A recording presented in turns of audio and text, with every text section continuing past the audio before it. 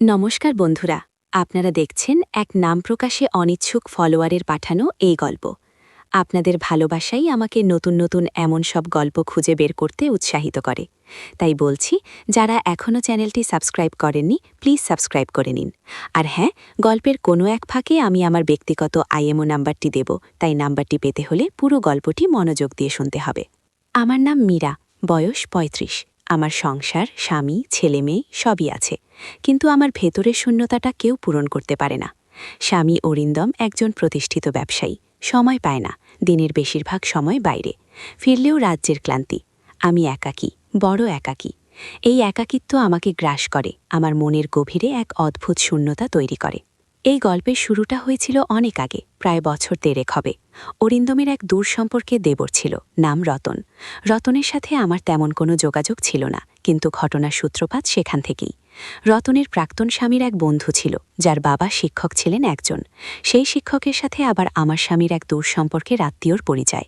কি সাংঘাতিক এক যোগাযোগ, তাই না?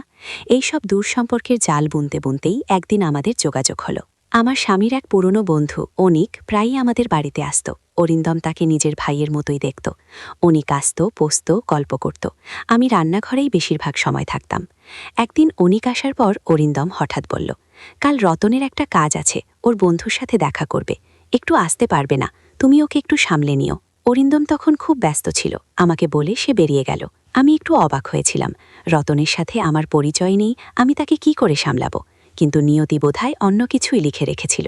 সেদিন সন্ধ্যায় রতন এলো। আমি দরজা খুলে অবাক। রতনের পাশে দাঁড়িয়ে একজন দীর্ঘাঙ্গী সৌম্য চেহারার যুবক, চোখে মুখে এক অদ্ভুত শান্ত ভাব। রতন বলল, ভাবি, এ হলো আমার বন্ধুর বাবা, অর্থাৎ যার শিক্ষক ছিলেন তার ছেলে অর্ণব।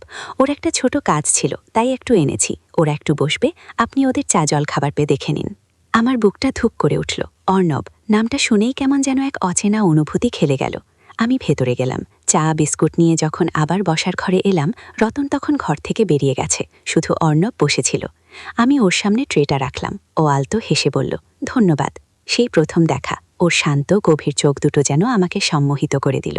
কি এক অদ্ভুত আকর্ষণ! কথা বিশেষ হলো না। রতন ফিরে এলো, অর্ণব চলে গেল, কিন্তু মন থেকে ওকে সরাতে পারলাম না। কয়েকদিন পর অরিন্দমের এক অনুষ্ঠানে অর্ণবের সাথে আবার দেখা। এবার আর রতন ছিল না, অর্ণব একাই এসেছিল। অরিন্দম তখন পরিচিতদের সাথে গল্পে ব্যস্ত। আমি একপাশে দাঁড়িয়েছিলাম। অর্ণব আমার দিকে এগিয়ে এলো। কেমন আছেন? ওর গলাটা বড় শান্ত, কিন্তু কেমন যেন একটা মাদকতা আছে। ভালো, আপনি? আমি প্রায় ফিসফিস করে বললাম, ভালো। এই ভিড়ে আপনাকে একা দেখে ভাবলাম একটু কথা বলি। কথা শুরু হলো, প্রথমে সাধারণ কথাবার্তা, তারপর কেন যেন মনে হলো আমরা দুজনেই একে অপরের সান্নিধ্য খুঁজছি। অরিন্দম যখন আমার পাশ দিয়ে যাচ্ছিল একবার আমাদের দিকে তাকিয়ে একটু হাসল। আমি ওর দিকে তাকিয়ে আবার অর্ণবের দিকে তাকালাম। ওর চোখে এক অদ্ভুত আলো। এরপর থেকে অর্ণব প্রায়ই আমাদের বাড়িতে আসতে শুরু করলো। অরিন্দম ওকে পছন্দ করত, কিন্তু আমি জানতাম আমার মনে কি চলছে। এই অনুভূতিটা নিষিদ্ধ, অনৈতিক, কিন্তু মনকে বোঝানো বড় দায়। অর্ণবের উপস্থিতি আমাকে এক অন্য জগতে নিয়ে যেত, যেখানে একাকিত্ব ছিল না, ছিল শুধু এক তীব্র টান, যা আমাকে চুম্বকের মতো ওর দিকে টেনে নিত। অর্ণবও যেন আমার এই টানটা বুঝতে পারত, ওর চাহনিতে, ওর কথায়, ওর স্পর্শে, সবখানে এক অব্যক্ত খাসা।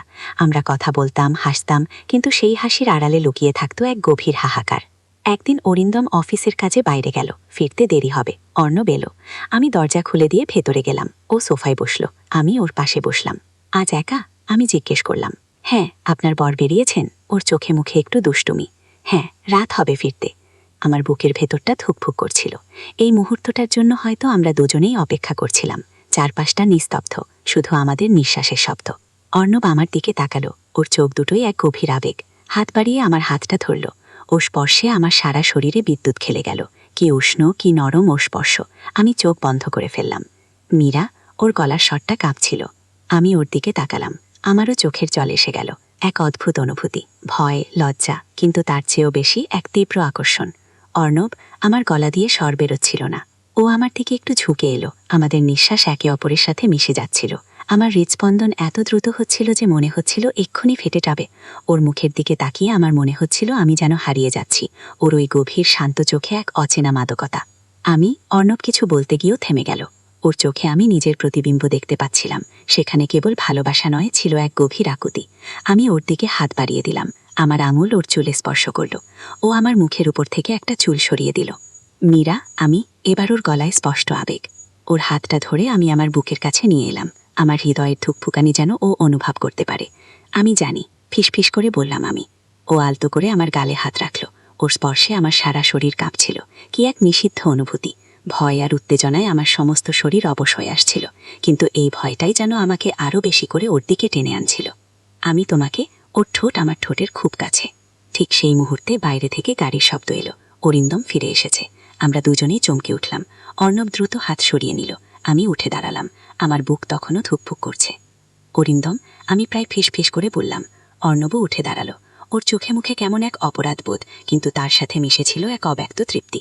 দরজা খোলার শব্দ হলো। অরিন্দম ঘরে ঢুকল। আরে অর্ণব, তুমি? অরিন্দমের মুখে হাসি। হ্যাঁ, ভাবির সাথে একটু দেখা করতে এসেছিলাম, অর্ণব শান্ত গলায় বলল। আমি ওদের দিকে তাকিয়েছিলাম। আমার মুখে তখন এক কৃত্রিম হাসি, কিন্তু ভেতরের তোলপাড় থামছিল না। এই টান, এই আকর্ষণ, এই নিষিদ্ধ অনুভূতি, এসব কোথা থেকে এলো? আর এই গোপন মুহূর্তগুলো যা কেবল আমাদের দুজনের। অরিন্দম তখন অর্ণবের সাথে গল্প করছে। আমি রান্নাঘরে চলে এলাম, কিন্তু আমার মন সেখানে ছিল না। আমার মনে তখন শুধু অর্ণবের মুখ, ওর স্পর্শ, ওর কথা। এরপর থেকে এই ঘটনা প্রায়ই ঘটতে লাগলো। অরিন্দমের অজান্তেই আমরা লুকিয়ে দেখা করতাম, কথা বলতাম। প্রত্যেকবারই আমার ভেতরটা এক অজানা শিহরণে ভরে উঠত। ভয়, আনন্দ আর এক গভীর রোমান্টিক উত্তেজনা। একদিন রাতে অরিন্দম বলল, আমার এক বন্ধুর বাড়ি যেতে হবে, জরুরি, ফিরতে দেরি হবে। আমি হ্যাঁ বলে দিলাম, কিন্তু আমার মনে অন্য চিন্তা। আমি অর্ণবকে ফোন করলাম। আজ আসো। আমার গলাটা কাঁপছিল। তুমি ডাকলে আসবো না? ওর গলার স্বরেও সেই একই টান। অরিন্দম বেরিয়ে যাওয়ার পর অর্ণব এলো। সেই একই নিস্তব্ধ রাত, চারপাশ অন্ধকারে ঢাকা, শুধু আমাদের হৃদয়ের স্পন্দন। আমরা আবার পাশাপাশি বসলাম।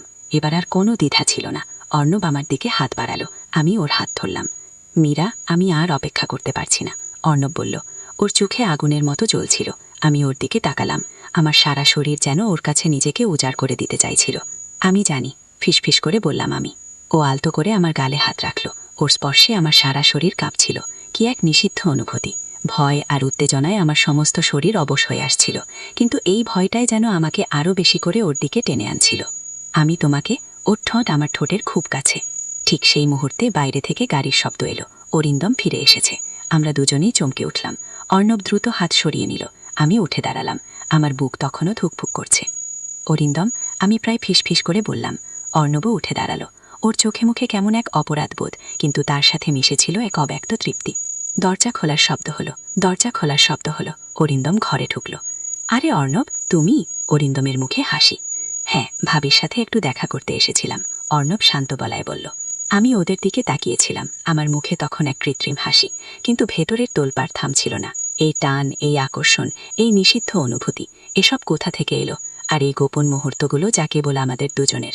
অরিন্দম তখন অর্ণবের সাথে গল্প করছে। আমি রান্নাঘরে চলে এলাম, কিন্তু আমার মন সেখানে ছিল না। আমার মনে তখন শুধু অর্ণবের মুখ, ওর স্পর্শ, ওর কথা।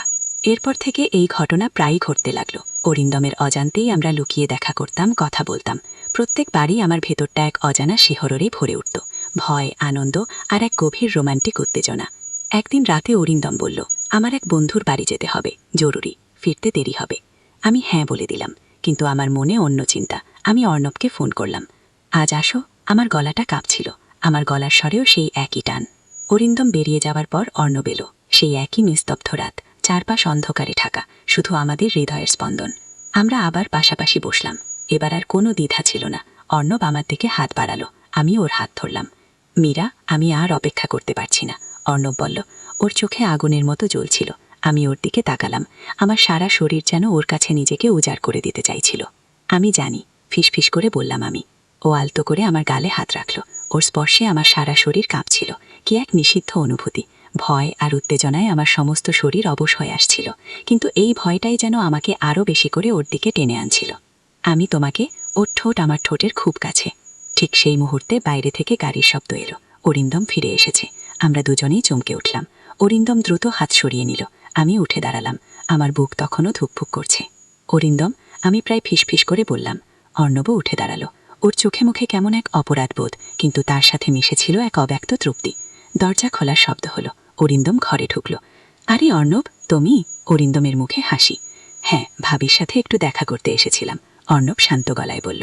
আমি ওদের দিকে তাকিয়েছিলাম। আমার মুখে তখন এক কৃত্রিম হাসি, কিন্তু ভেতরের তোলপাড় থামছিল না। এই টান, এই আকর্ষণ, এই নিষিদ্ধ অনুভূতি, এসব কোথা থেকে এলো? আর এই গোপন মুহূর্তগুলো যা কেবল আমাদের দুজনের। অরিন্দম তখন অর্ণবের সাথে গল্প করছে। আমি রান্নাঘরে চলে এলাম, কিন্তু আমার মন সেখানে ছিল না। আমার মনে তখন শুধু অর্ণবের মুখ, ওর স্পর্শ, ওর কথা।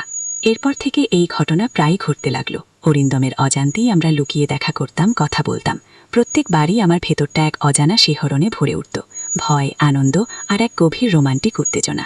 একদিন রাতে অরিন্দম বলল, আমার এক বন্ধুর বাড়ি যেতে হবে, জরুরি, ফিরতে দেরি হবে। আমি হ্যাঁ বলে দিলাম, কিন্তু আমার মনে অন্য চিন্তা। আমি অর্ণবকে ফোন করলাম। আজ আসো। আমার গলাটা কাঁপছিল, আমার গলার স্বরেও সেই একই টান। অরিন্দম বেরিয়ে যাওয়ার পর অর্ণব এলো, সেই একই নিস্তব্ধ রাত, চারপাশ অন্ধকারে ঢাকা, শুধু আমাদের হৃদয়ের স্পন্দন। আমরা আবার পাশাপাশি বসলাম।